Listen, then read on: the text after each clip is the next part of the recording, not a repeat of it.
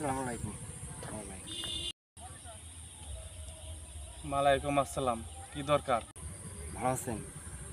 ভাই আমি আপনাদেরকে চিনি, আপনাদের পাশের এলাকারই।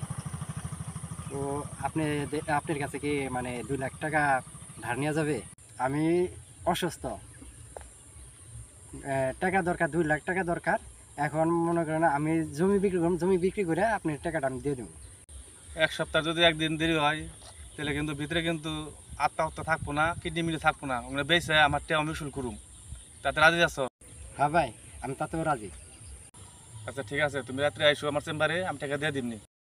যদি স্যার টেয়া দিলেন 2 লাখ টাকা অপারেশন করে নিল, তাহলে হ্যাঁ কি পরে দেখাও করলো না, অপারেশন ওইলো কি করলো না, বা মারাই গেলো, তা তুমি খবর পেলাম না, আমার টেয়া কি পানিতে গেলো নাকি? তোমার টাকা দেওয়া হালাই মেরে নিয়ে গেছে গা, দেশ থেকে পলাইছে।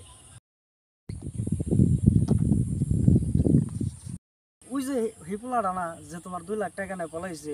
ওই হালা ধর ধর ধর ধর, হালা মেলা দিন ধরে আমার দেখা পানো নাই, ধর ধর ধর ধর।